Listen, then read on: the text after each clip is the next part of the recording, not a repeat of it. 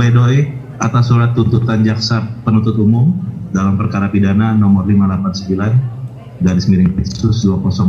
PN Bekasi di PN Bekasi atas nama terdakwa Abdul Rahman Yusuf. Pendahuluan. Majelis Hakim yang terhormat, saudara jaksa penuntut umum yang kami hormati, serta sidang yang kami muliakan.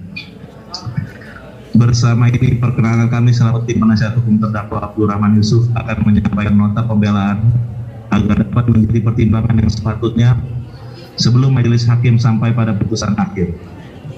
Apakah terdakwa ini sungguh melakukan perbuatan sebagaimana yang telah didakwakan oleh JPU, atau apakah terdakwa benar-benar terbukti secara sah dan meyakinkan berbuat dan bersalah secara hukum sebagaimana yang dituntut oleh jaksa penuntut umum dalam surat tuntutannya.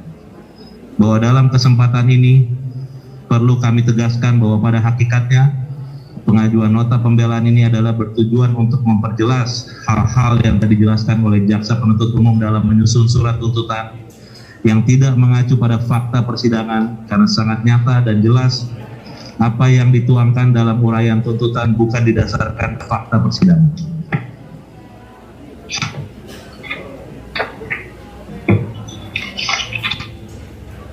Selanjutnya kami lanjutkan ke bab 7, majelis analisa yuridis.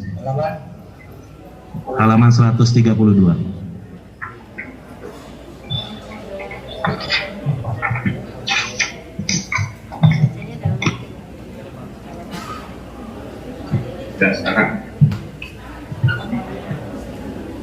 Bahwa dalam analisa yuridis ini kami akan menguraikan unsur-unsur pasal dikaitkan dengan fakta persidangan dan bukti-bukti serta keterangan ahli. Dengan demikian dapat diambil kesimpulan apakah dakwaan JPU tersebut tepat atau keliru terkait dengan tindak pidana yang didakwakan terhadap terdakwa. Adapun analisa yuridis terkait unsur dakwaan kami sampaikan sebagai berikut. Pertama, primer. Pasal 105 Undang-Undang RI nomor 7 tahun 2014 tentang perdagangan junto pasal 55 ayat 1 KUH pidana. Pelaku usaha distribusi yang menerapkan sistem skema piramida dalam mendistribusikan barang sebagaimana dimaksudkan dalam pasal 9 dipidana dengan pidana penjara paling lama 10 tahun dan atau pidana denda paling banyak 10 miliar rupiah. Bahwa terhadap unsur-unsur tersebut dapat kami sampaikan sebagai berikut. 1. Unsur pelaku usaha distribusi. Bahwa yang dimaksudkan dengan pelaku usaha distribusi terdiri dari dua terminologi, yaitu pelaku usaha dan distribusi. Bahwa kedua terminologi tersebut di atas diatur secara terpisah dalam pasal 1 angka 11 untuk pengertian distribusi, sedangkan dalam pasal 1 angka 14 mengatur tentang pelaku usaha. Bahwa yang dimaksudkan dengan distribusi menurut ketentuan pasal 1 angka 11 menentukan bahwa distribusi adalah kegiatan penyaluran barang secara langsung atau tidak langsung kepada konsumen. Bahwa pelaku usaha adalah setiap orang seorangan warga negara Indonesia atau badan usaha yang berbentuk badan hukum atau bukan badan hukum yang didirikan dan berkedudukan dalam wilayah hukum Negara Kesatuan Republik Indonesia yang melakukan kegiatan usaha di bidang perdagangan berdasarkan redaksi pasal 1 angka 14 Undang-Undang nomor 7 tahun 2014 tentang perdagangan. Pelaku usaha adalah orang perseorangan warga negara Indonesia atau badan usaha yang berbentuk badan hukum atau bukan badan hukum yang didirikan dan berkedudukan dalam wilayah hukum Negara Kesatuan Republik Indonesia. Bahwa dalam perkara Aquo penuntut umum telah menghadirkan seorang dakwa yang identitas lengkapnya adalah sebagai berikut. Nama anak Abdul Rahman Yusuf, kelahiran Jakarta, 55 tahun, 25 November tahun 65, berkewarga negara Indonesia, yang tempat tinggal Jalan Lamek, Kampung Kalimanggis, Kota Bekasi, agama Islam, pekerjaan wirausaha, pendidikan SMA. Bahwa dalam perkara Aquo terdakwa adalah perseorangan yang berkapasitas sebagai direktur utama PT Kripto Prima Sejahtera yang juga merupakan badan usaha yang berbentuk badan hukum atau yang didirikan dan berkedudukan dalam wilayah hukum Negara Kesatuan Republik Indonesia yang melakukan kegiatan usaha di bidang perdagangan.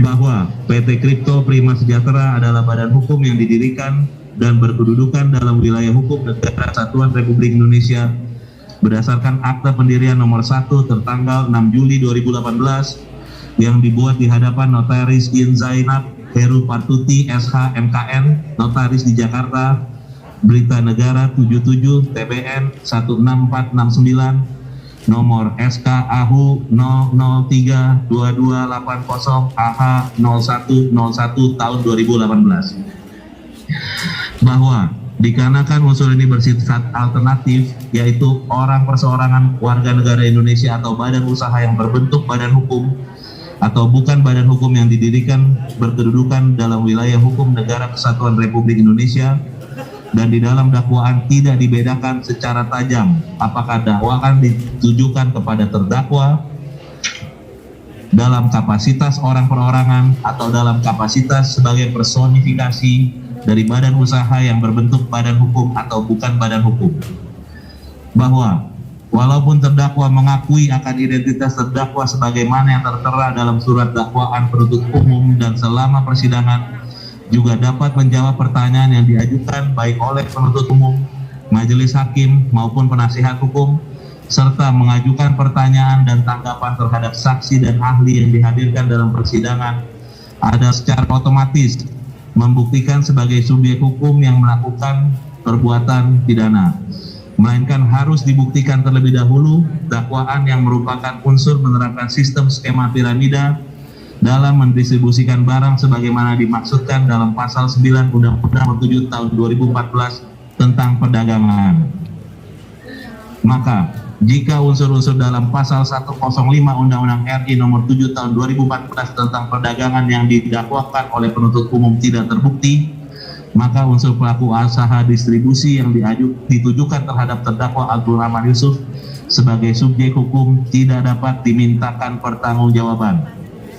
2. Unsur menerapkan sistem skema piramida dalam mendistribusikan barang, bahwa untuk membuktikan unsur menerapkan sistem skema piramida dalam mendistribusikan barang, pasal 105 Undang-Undang Nomor 7 Tahun 2014 Undang-Undang Perdagangan tentang perdagangan memberikan petunjuk melalui frasa sebagaimana dimaksud dalam pasal 9, bahwa penjelasan pasal 9 Undang-Undang Perdagangan menjelaskan yang dimaksud dengan skema piramida adalah istilah atau nama kegiatan usaha yang bukan dari hasil kegiatan penjualan barang. Kegiatan usaha itu memanfaatkan peluang keikutsertaan mitra usaha untuk memperoleh imbalan atau pendapatan, terutama dari biaya partisipasi orang lain yang bergabung kemudian atau setelah bergabungnya mitra usaha tersebut. Bahwa dari rumusan penjelasan pasal 9 undang-undang tersebut di atas, untuk dapat memenuhi unsur tersebut di atas, subjek hukum yang bersangkutan harus terbukti: 1. Melakukan kegiatan usaha distribusi barang. 2. Imbalan atau pendapatan utamanya berasal dari biaya partisipasi orang lain yang bergabung kemudian. Bahwa skema piramida ini mirip dengan skema Ponzi, yang ini istilah yang digunakan untuk mendefinisikan sebuah sistem di mana seseorang menginvestasikan dana demi mendapat keuntungan, dan keuntungan yang diperoleh berasal dari investasi yang dilakukan oleh investor berikutnya. Bahwa perbedaan kegiatan usaha distribusi yang menggunakan skema piramida dengan kegiatan usaha distribusi melalui penjualan langsung secara multi tingkat atau multi level marketing adalah imbalan atau pendapatan untuk orang yang menjadi penjual langsung diperoleh dari komisi dan atau bonus hasil penjualan barang kepada konsumen, bukan dari biaya yang disetorkan oleh anggota baru yang bergabung dalam sistem jaringan penjualan langsung. Bahwa PT Kripto Prima Sejahtera berdasarkan lisensi Kementerian Komunikasi dan Informasi agar terbit izin PSE dari Kemkoinfo sejak tahun 2018. Bahwa PT Kripto Prima Sejahtera sendiri berdiri berdasarkan Akta Pendirian nomor 1 tertanggal 6 Juli 2018 yang dibuat di hadapan Notaris In Zainab Heru Partuti SH MKN, Notaris di Jakarta, dengan Berita Negara 77 TBN 16469, nomor SK AHU 003 2280 AH.01.01 tahun 2018 bahwa PT Kripto Prima Sejahtera mewadahi komunitas edisi cash yang adalah sebuah komunitas aset digital di mana untuk melakukan transaksi aset digital dalam edisi cash di mana para mitra terlebih dahulu membeli koin edisi cash yang berbentuk koin digital dan tidak ada bentuk nyata. Bahwa untuk ikut bertransaksi di komunitas edisi cash telah disepakati pada saat awal aplikasi berjalan pada tanggal 1 September 2018 di mana para pembeli koin seharga Rp20.000 dan harga jualnya Rp15.000. Bahwa semua yang sudah bergabung dan memakai aplikasi edisi cash harus terlebih dahulu memiliki koin edisi cash di mana koin tersebut hanya berlaku bagi komunitas edisi cash saja. Bahwa untuk menjadi mitra edisi cash harus memenuhi syarat pada saat registrasi membayar Rp5 juta dengan rincian sebagai berikut. Rp4 juta yang dikonversikan menjadi koin edisi cash sebanyak 200 koin. Rp300.000 untuk membayar sewa kelas 1 bulan ke depan. Rp700.000 untuk dikonversi menjadi koin sebanyak 35 koin sebagai bonus referral bagi sponsor atau untuk mitra yang membawa anggota baru yang diberikan secara otomatis oleh sistem edisi cash. Bahwa untuk merekrut mitra edisi cash baru, komunitas edisi cash mengadakan acara gathering sesama komunitas untuk memberikan edukasi guna mitra dalam komunitas edisi cash menambah saldo atau top up koin edisi cash untuk mendapatkan profit atau keuntungan yang lebih besar dan melakukan mining serta mencari member baru di mana akan mitra lama mendapatkan referral dari pembayaran para member baru. Bahwa referral adalah strategi pemasaran yang mendorong para pelanggan untuk mengajak para pelanggan baru dan ini salah satu strategi dalam dunia marketing dan tidak ada hubungannya dengan skema piramida.